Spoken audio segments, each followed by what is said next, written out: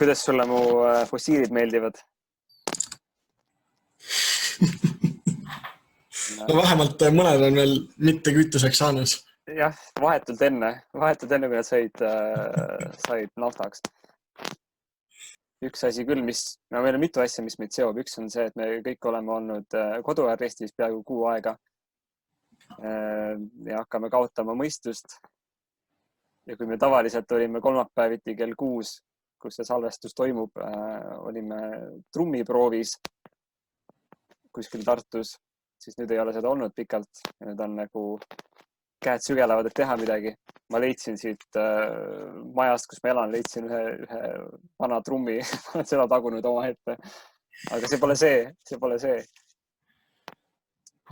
Jah, sellist mul näiteks sotsialiseerumist, et ma olen nüüd inimkeskkonnas, see tunnetus on nagu üsna ära kadunud, kui ühes toas kahekesi olla kuu aega.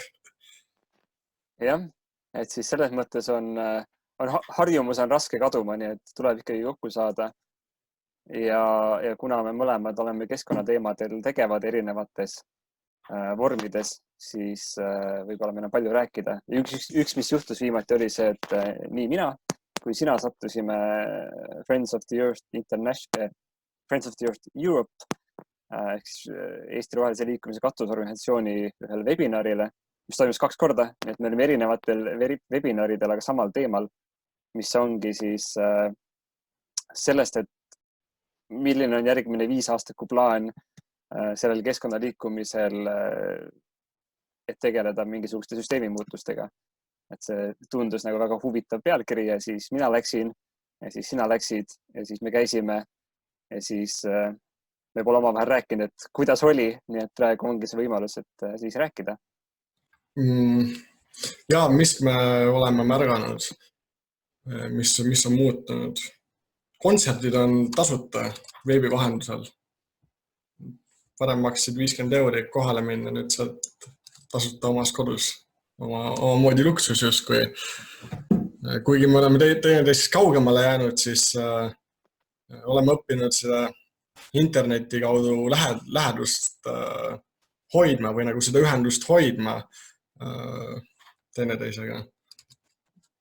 Ma ilmselt kirjutasin midagi sellist, et üks asi väga selge, mida me nägime, oli see, et ühismeeleavaldus metsade kaitseks jäi ära või hargnes hajust laiali üle mööda Eestimaa.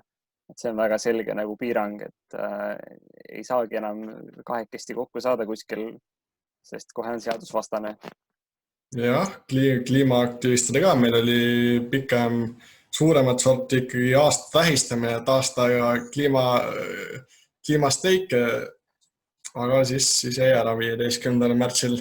No vaata, te ise küsisid, et kaua veel ja siis vastati, et enam pole vaja. No, enam ei tohi. Tegime digitaalselt edasi. #ClimateStrikeOnline iga reede. Kuigi tõsi küll, see ei ole ikka sama, kui kokku tulla ja laulda. Käib vähem suvalisi inimesi mööda, kes hakkavad jaurama. Mida te noored teete, miks te ei käi koolis ja üleüldse kõik on jumala hästi? Või nüüd tulevad kommentaaridena, anonüümsete kommentaaridena. Nüüd on see olukord, kus kui me ise sotsiaalmeedias pildi üles paneme, siis kõik meie tuttavad näevad, et me oleme kliimastreigil käinud. See on selline challenge etapp, et äkki keegi seal midagi ütleb, et mis sa seda teed, no üksi kodus ka veel. Ja, no üks asi, mida ma kindlasti kirja panin sinna mõjude alla, on see, et meedia on lihtsalt servani täis ainult seda viiruse juttu, nii et kõik muud asjad, mis ka toimuvad jätkuvalt maailmas edasi, et neid nagu üldse ei pressi enam kuhugi uudiste lehekülgedele, mis nagu tekitab inimesed tunde, et kõik muu on asjad on lahendenud ja nüüd on ainult see üks mure veel, see viimane mure, mis veel ära lahendada. Jah, kõigi inimeste pead on justkui imavad kõike seda koroona juttu sisse ja saab iga päev söögi peale. Mäletame 2 nädalat tagasi, ma põhjalikult lugesin uudiseid ja kõik võimalik ennast kurssi viia. Tekkis selline ajuhalvatuse tunne küll.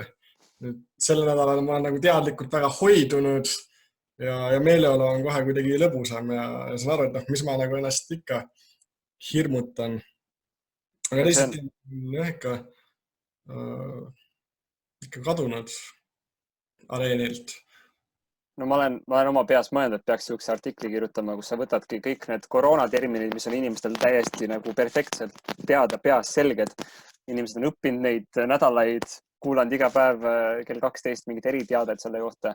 Et võtta need samad terminid ja nüüd panna nagu võrdsustada, et mis on see sama termin, aga kliimateemades.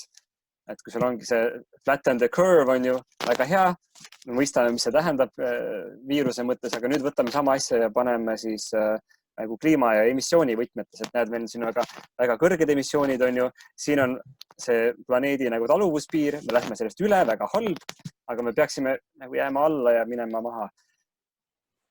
Et siis need graafikud jälle inimestel hakkavad nagu selgust looma, et inimesed saavad nüüd aru, mis asi on eksponentsiaalne kõver võib-olla.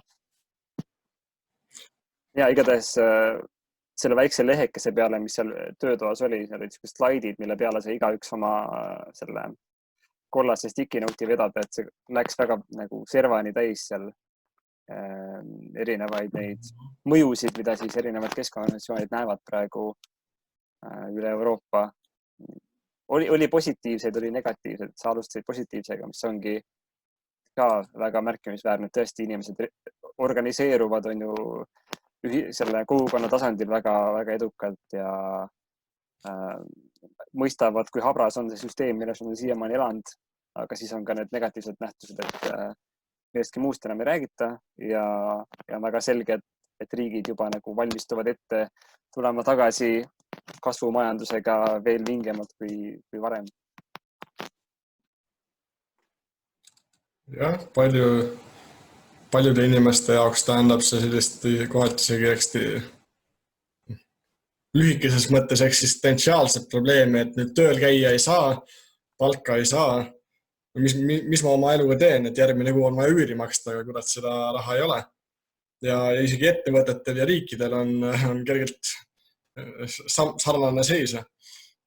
Et see osa mingil määral tähelepanu saab. Aga tulemus on ikka, et mis me eelmine kriis tegime, printsime raha, mis me see kriis teeme, prindime rohkem. See on see, kuidas ta hetkel läheb, jah, aga keegi veel ei tea, kuidas ta lõpeb. Nii et siin on, mis viibki võib-olla järgmise punktini, mis seal seminaris oli, mis oli palju põnevam, et kuidas sa seda nimetasidki? Et põhilised printsiibid majandusele ja ühiskonnale, mis tegutseb meie keskkonna piirides. Et kui me näeme, et süsteem ja need mudelid, mis me endale ehitanud oleme, ei ole nii väga ideaalsed või toimivad, siis me saame unistada, mõelda, et siis millistel alustel üks majandus või inimtegevus oleks toimiv. Keskkonnakriis on ukse pakul või paljudes kohtades ilmselgelt juba kohal, siis kuidas me selles kontekstis edasi liigume, nii et võib-olla metsad jääksid püsti ja vesi puhtaks. Mõtteid tuli väga palju ja üks põhiasi, mis nagu ka kõigis kontekstist läbi käis, oli see, et me peame kogukonnana kokku tulema. Me ei saa elada mõttega, et mina ise lähen poest ostan ja olen oma ette ja ei sõltu kelleski, vaid et me paratamatult tuleme sellesse nagu loodusest sõltumise rüppe tagasi, aga samal ajal on tarvis ka tagasi tulla sellesse kogukondlikku justkui sõltuvusse, kas nii väga sõltuvusse, aga kogukondlikku tegevusse, kus me kogukonnana teineteist toetame, koos tegutseme, koos võtame vastu otsuseid, koos lähme põllule vilja lõikama, võib-olla kui seda nagu 50 aastat tagasi veel tehti. Radikaalne mõte. See on täiesti jabur. Ma praegu vaatan uudiseid, on ju, kus põllumehed erinevates riikides juba järjest kurdavad, et oh my god, et saak jääb koristamata see aasta, sest odavat tööjõudu välismaalt ei tule ja kohalikud ka tööle ei tule või nad ei oskagi enam seda tööd teha. ja pärast seda jääb järgmine vili maha panemata, sest jällegi sama probleem, et neid odavat tööjõudu ei ole. Et ma olen lugenud igasuguseid kurja kuulutavaid ennustusi tuleviku kohta, kuidas meil on näljahädad. Aga enamasti nad on tingitud nagu kliimamuutustest.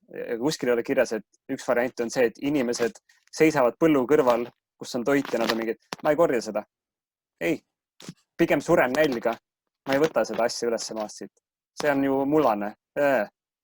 Et mis toimub, see on täiesti jabur. Aga no turumajandus on pannud selle asja nii paika, nii et väga müstiline. Ma arvan, et see oli üks asi, mis mina kirjutasin sinna slaidi peale, kui küsimus oli, et kuidas jääda nende nagu keskkonnalimiitide sisse. Siis mina panin sinna, et tuleb viidata siis jälle mingitele kirjandusteostele, et tuleks vähendada oma tarbimise jalajälge nagu niimoodi, et sa jõuad umbes 1/10 tasemele praegusest, et tohutult allapoole. Et kui pärast tuleb see võib-olla vaba vestluse osa või vähemalt seal seminaris oli see, kui lõpuks hakkad rääkima, et need on tasaarengud ja teised vahvad nagu degrowth ja muud võimalikud teed, kuhu edasi minna, et siis ma tõin välja, et tihtilugu seal ei ole kirjas nagu kui alla sa siis nagu peaksid minema oma tarbimisega. Et on öeldud, et peaks nagu vähenema, aga ei kahanema, aga kuhu või mis tasemeni. Et on paar tööd, mis ütlevadki, et nagu 10% aastas ja kuni sa oledki nagu 10% peal lõpuks. Mis on nagu huvitav, sest tänasel päeval me näeme, et mis on see, kuidas näeb majandus välja, siis kui väga palju asju on kinni ja see on kuidagi üllatav olnud ka paljude keskkonnainimeste jaoks, et mõnes mõttes nad on seda lõpp-punkti nagu aastaid kirjeldanud, aga nüüd, kus see on kohal, siis see on inimeste jaoks täiesti jahmatav, et kõik on kinni ja nüüd on paanika. Et selge on see, et see tee, kuidas sinna jõuda, ei olnud kellegi nagu unistus, et see saabuks niimoodi väga ebaõiglaselt väga paljude inimeste jaoks, aga see punkt, kus olla iseenesest nagu see, et inimesed istuvadki palju rohkem kodus ja tarbivad palju vähem. See oli kuskil internetis, oli niisugune nali, et keegi irvitas, et kapitalism läheb pankrotti sellepärast, et inimesed ostavad ainult seda, mida vaja on. Et minu arust seal on üks suur tõde sees kuskil. Jah, kui meil on justkui vähe raha ja vähe võimalusi, siis miks keegi püüdle luksuse poole või ülima mugavuse poole, püüdleb selle poole, mis meil parasjagu vaja on. Selle keskkonnamõjudega ma vaatan, ma käisin Toomemäel jalutamas Tartus mõned päevad tagasi ja ma pole üheski linnas nagu justkui vähegi suuremas linnas nii suur vaikus kuulnud. See ei tunne nagu ma olen ära eksinud kuhugi loodusesse, kuigi see on nagu keset Tartu linna. Oli lukustav linnulaul, kõrvu lukustav linnulaul. Jah, mida on kõrvu lukustavad autod, aga neid on ka ikka 10 korda vähemaks jäänud. Muidugi, kas see, mida me praegu kriisi ajal lugeme, et kas see on nüüd tõesti süsiniku neutraalsus, et kui me Eesti kontekstis räägime, siis ma mäletan arvamust, et süsiniku jalajälge peaks vähendama 100 korda. Siis tuleb küsida, et kas see 100 korda on käes. Aga ma tahtsin tulla tagasi selle punkti juurde, kus ütlesid, et inimesed ei peagi luksust taga ajama. Ma arvan, et siin on täiesti võimalik defineerida, kuidas sa tahad seda luksust. Et ma ütleks, et see, kui sul on kõrvu lukustav linnulaul, on täielik luksus nagu tänapäeval, kui me vaatame üle maailmseid konteksti. Mina olen siin 6 aega istunud kuskil Võrumaal mingis talukeses ja mu elukvaliteet on nii palju parem kui linnas. Aga mul on nii palju vähem klassikalisi mugavusi siin. Me elukaaslasega unistame ja minna Jõgevamaale Valemaale vanemate ligidale maakodusse, et sealt tööd teha tõesti nagu ka metsade sees natukene linnakeskkond nagu nii hästi mõju, eriti kui me pidevalt nagu toas istume. Aga seal on jälle omaette luksus nimega internet ja kui seda seal kohas paraku ei ole, siis praegu sellist videokõnet me ei teeks. Nii on. Naudime veel seda võimalust. Siis me hakkame neid amatöörraadioid kasutama. Jah, vahelduv voolu ja okei. Selles mõttes on muidugi hea luksus, et on ka seda aega, et inimesed on nüüd kriisi lävel hakanud paljud ka metsas käima ja looduses ja ilma kirveta. jah, ilma kirveta lihtsalt jalgade või perega. Tõesti hämmastavad. Mäletan, Edeni kõrval üks pühapäev sai jalgrattaga sõidetud. See oli nagu keeruline oli inimeste vahel navigeerida, et lihtsalt nagu nii palju inimesi väljas jalutamas kuidagi. Leidub aega, et oma tervise eest justkui hoolt kanda nii füüsilise kui vaimse. See on see, mida ma natukene loodan, kuigi see kriis on väga paljudes aspektides inimeste jaoks hästi ebamugav ja nõme, siis nagu see, et lihtsalt see kestaks veel nii kaua, kui inimesed harjuvad ära selle rahulikuma elutempoga. Et siin oli hiljuti Võrumaa Teatajas oli väga ilus juhtkiri, mis lõppes sellega, et võib-olla see viirus annab meile märku, et kui hullusti me olime enne nagu oravarattas kinni ja et tuleks nagu pidurit tõmmata või nüüd on pidur tõmmatud meie eest. Nüüd on meil valik, kas me nagu tõmbame uuesti tuurid ülesse ja oleme aasta pärast sama õnnetusseisus, kus me olime enne või me teeme selle fundamentaalse muutuse, mida võiks proovida. Selles mõttes ongi aus öelda, et see on eriolukord ja keegi ei teagi, kuidas seda nagu täpselt peaks lahendama. Siin ei ole võimalik võtta lähiajaloost mingisuguseid häid näiteid, kuidas see asi käib. Ja kaugemas ajaloos oli juba see maailm nii teistsugune kui täna. Jah, me seisame silmitsi probleemidega, mida inimühiskond kunagi kogenud ei ole, nagu selline globaalne kliimamuutus või ökosüsteemide kokkukukkumine või nagu koroonakriiski. Samas nagu kultuuriteadlased räägivad, et kui meil on kriis, siis meil on võimalik teha selliseid tiigrihüppeid, kus vanad arusaamad lagunevad kiiremini ja justkui transformeeruvad uuteks, et inimestel on justkui see vajadus või võimalus uusi väärtusi omandada või toimub selline kiirem paradigmade nihutamine. Nagu webinaaril ka sellest rääkisime, eks, et milliste paradigmade poole me ühiskonda nihutame tahame või mis on need printsiibid, millel see ühiskond põhineb. See oli vist see viimane küsimus seal, et mis siis peaks juhtuma, et sinnapoole liikuma hakata, et ma olin ka seal webinaris hästi kärsitu, et ma olen lugenud ju kõiki neid ilusaid utoopiaid ja mõtteid ja lahendusi, mida kõike peaks tegema, et elukeskkond jääks elatavaks ka tulevikus, aga nagu nüüd on nagu siuke huvitav hetk, kus midagi peaks tegema, et päriselt sinna suunas liikuda, et mis see on, mida tegema peaks? Jaa, selles mõttes küll hästi palju on selliseid teooriaid alternatiive, kuhu võiks liikuda ja selles osas on palju uurimistööd tehtud. Aga kuidas me nüüd võtame selle praegu toimiva oravaratta või nii veel toimiva oravaratta ja teeme sellest nüüd midagi ringikujulist, kuhu sisse ka looduskeskkond mahub või mis mahub looduskeskkonna sisse, võib-olla nii oleks isegi õige mõelda. Eks millel see baseerub, aga kuidas liikuda? No, üks asi on kindlasti, et me peame andma voli uutele väärtustele, mis võib-olla ei ole nii atraktiivsed ühiskonnas olnud. Et näiteks kliimaaktivistide, noorte kliimaaktivistide tulekuga viimase aasta, maailmas 1,5 aasta jooksul me oleme näinud, mitte kindlasti ainult nende tulekuga või meie tulekuga võib-olla õigem öelda isegi, aga kliimateemal diskussioon on alanud, kui ilmselgelt see oleks võinud alata 30 aastat tagasi, kui selleks õige hetk oli, kui oleks saanud väga tõsiselt muutusi teha. Aga praegu on justkui see aktivism on selle üheks reaalseks igapäevaseks fookuseks toonud või vähemalt enne koroonakriisi. See on inimestel meedias ja poliitikas peas nagu toimib ja samas on ka nagu see väärtuse esile toonud, et kui varem tehti palju selliseid tehnoloogia häkatone ühe või teise nagu päevakajalise probleemi lahendamiseks, siis praegu tehakse massiivselt hakatone kliimaprobleemide lahendamiseks, kas kogukondlikul või ka suuremal tasandil.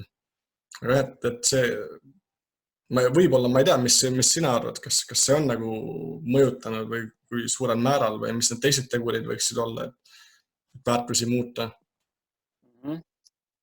See on, nagu mina ise olen seda ka kõndinud siin võsa vahel ja mõelnud nädalaid, et mis värk on. Üks järeldus, kuhu ma olen jõudnud, on see, et kõik panused on laualt maas, et tegelikult keegi ei tea, mis edasi saab. Et ka need siukse turumajanduse eksperdid, kes ütlevad, et jah, me lihtsalt paneme miljard siia ja siis on kõik korras. Nad ei tea seda, nad oletavad, ennustavad. Et see on sama tõenäoline, see, mis nemad räägivad, on sama tõenäoline kui see, kui tuleb keegi teine ja hakkab mingist kodaniku palgast rääkima. Inimestena me oleme aina rohkem ja rohkem minemas aladele, mis olid seni täiesti puutumata. Selline puutumata loodus, kus need viirused loomades elutsevad, nagu kunagi läksid ameeriklased või kunagi läinud ameeriklased, nagu kunagi läksid eurooplased uuele mandrile ja said sealt uusi nende immuunsussüsteemile tundmatud haigusi. Viisid ise kaasa. Ja viisid ise kaasa. Samamoodi läksid hiinlased metsloomi küttima ja said nahkhiirtelt tundmatuid haigusi, mis nüüd on üle planeedi meie globaalses ühiskonnas levinud. Eks ma kujutan ette, et paljudel kodanikel võibki keeruline olla seda suurt pilti näha, et see suur kriis ja suur kliimamuutus ja igapäevaelus me ei puutu kokku nagu selle perspektiiviga. Igapäevaelus meil on oma kogukond, oma inimesed ja võib-olla sealt oma inimeste, oma kogukonna läbi saabki liikuda. Et üks mõte, kuidas mõne üks trend, mida ühiskond võiks läbida, et sellised kliimamuutustega kohanemisvõimelisemaks muuta on liikuda globaalselt tasandilt, kaubavahetuselt kohalikule tasandile. Ja üks variant on, et riigiga me teemegi seadusi, mis soodustab meile, üks viis on, et me riigina teeme seadusi, mis soodustabki kodumaise tarbimist, kodumaise tootmist, nagu meil 20 aastat tagasi oli veel kõik sai, kõik leib, enamik toiduaineid, mida poes müüdi, oligi nagu kohaliku maakonna või kõrvalmaakonna toodang. See oli kuidagi normaalne, isegi kommi toodeti siin koha peal. Praegu meil on Felixi ketšupit toodetakse Leedus ja kurki tuleb Hispaaniast, õuna tuleb Argentiinast ja mis kõik need võimalused on, eks ju. Ja samas meil on, jah. See ongi ja siis see küsimus oli ikkagi, et mis nüüd peaks juhtuma, et see asi kõik nagu toimima hakkaks nii nagu räägitud, et siis mulle tundub, et siin ongi seda mingit suuremat nihet vaja või see, mille poole keskkonnaorganisatsioonid peaks ka liikuma. Kui ma olen lugenud ajaloost ka, et mida keskkonnaorganisatsioonid on teinud, siis nagu enamasti nad on alganud nagu siuksest väga pigem süvaökoloogilisest mõttest, et meil ei ole ainult nagu inimkeskne maailm, meil on selline biotsentriline maailmavaade, kus muud elukad on ka. Carl Sagan ütleb selle kohta see heliotsentriline, et kuigi me 500 aastat tagasi avastasime heliotsentrilise maailmapildi, siis päriselt me veel sinna jõudnud ei ole ühiskonnana. Jah, et nii kaua, kui on võimalik teha neid asju nii, nagu praegu on võimalik teha odavalt ja mõnusalt, siis need asjad nagu jätkuvad. Aga kui nagu piisavalt suur osa inimesi ütleb, et kuule, see on nõme, ei taha nii teha, siis võiks mingit muutust nagu oodata. Aga see küsimus ongi, et kuidas seda saavutades tõesti nagu tavainimesel täna ei olegi nagu head varianti väga keskkonnasäästlik olla, sest sa lähed poodi ja sa vaatad, et sul on nagu ma ei tea, ökoseep ja siis on mingi cancer-seep ja sa pead võtma cancer-seebi, sest see on 3 korda odavam.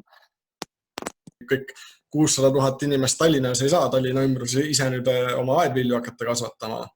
Aga samas, kui meil on Tartus kas siis mingi 3-4 maheaia kogukonda, kus on reaalselt 100 kui mitte 100 inimesi, mis on pidevas arengus, kui inimesed saavad sealt nagu selle kogemuse, et ma ise teen, ise toetan, siis tõenäoliselt aeglaselt, aga mingil määral see väärtus ka kajastub edasi nagu teistes tegemistes ja kaugemalgi.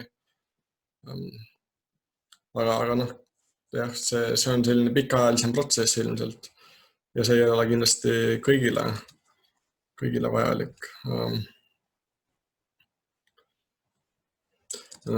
Üks asi muidugi, kuidas rakendada või kuidas liikuda, millel me peaks nagu kapitaliseerima või väga tähelepanu juhtima, on see, et nagu näete, meil oli koroonakriis ja kõik kukkus kokku ja kõik vead, mis ilmsiks tulid, et nüüd raha ei ole ja kui 8-5 tööl ei käi, siis varsti elamispinda ka ei ole. Ja need on need nagu nüansid, millega inimene kokku puutus. Aga... See on võib-olla huvitav nagu jah, et kuidagi niisugune nagu vastupidine efekt oli, et kui tavainimene halvas enne, et ta on hullult rikas ja sai kõike endale lubada või noh, et ta oli maailma kuningas, siis nüüd tuleb välja, et tegelikult see tema säästude tase on ikka päris pisikene ja kõik asjad on hästi haprad. Ja samas riik, kes enne rääkis, et meil üldse raha ei ole, me midagi teha ei saa, nüüd lihtsalt pillab igale poole. Selle nimi on helikopteri raha, kui sa lihtsalt viskad igale poole suvaliselt seda nutsu. Et seda on huvitav ja samas hirmus ka vaadata, et see asi tuleb kõik tagasi maksta. Ja see tähendab, et tulevikus Eestis on väga palju asju, mida me ei taha, et rahaks tehakse. Aga mida nüüd on suur ettekääne nagu rahaks teha. Aga mulle meeldis üks niisugune jälle mingi sõna seadmine, et oli see social distancing oli maha tõmmatud ja see oli, et on physical distancing ja on social solidarity. Et hoia lihtsalt füüsilist distantsi suvalistest inimestest, kellest midagi ei tea ja toeta neid, kes siis praegu eriti nagu hädas on või üritavad selle teemaga tegeleda eesliinidel ja teistes riikides. Ja see on üks väga võimas justkui märka, mis välja on tulnud, olenemata sellest, et me teinekord teineteisi kõrval olla ei saa, siis me saame nagu kokku hoida ja teineteist nagu päriselt inimestena toetada ja justkui luua seda kogukondlikku olemust, et meil ei ole ainult see omad kitsad eesmärgid olema, vaid et kui teistel on raske, siis me saame neid ka aidata. Kõlab nagu uus ühiskonnakorraldus. Kõlab nagu midagi, mis soolustab koostööd, mitte konkurentsi. Kui me näeme, et see ei ole viimane kriis, siis võib-olla ongi praegu juba aeg sinna poole liikuda. Ja üks tsitaat veel, mis mul kõrvu jäi, oli see kuskilt, et me ei lähe tagasi normaalsusesse, sest normaalsus oligi probleem. Et see on ilmselt nagu iga inimese enda teha nüüd, et kui ametlikult Jüri Ratas tuleb telekasse AK-sse ütleb, et eriolukord on nüüd läbi, et siis on nagu valiku koht, et okei, et ametlikult ma võin jälle minna oma hullumeelsesse ellu tagasi, aga kas ma tahan või ma tahan seda mitte teha ja teha midagi muud. Võrumaa Teataja juhtkiri siis 7. aprillil lõppes sellega, et tark on see, kes tavab olukorra tõsiduse ära enne, kui ühiskond ette jõuab ja endale kasulikus suunas korrektuure vedama hakkab. Et praegu on nagu justkui tundub niisugune hea nagu vihje, et siin on nagu vaja selgelt muutust. Eks see tulebki nagu inimene haaval, aga nüüd see asi võiks juba kiireneda, sest see on viimased 20 aastat nagu niimoodi vaikselt tiksunud ja nagu sa ütlesid, on need maheaiad, on ökokogukonnad, on mingid linna kogukonnad ja kommuunid.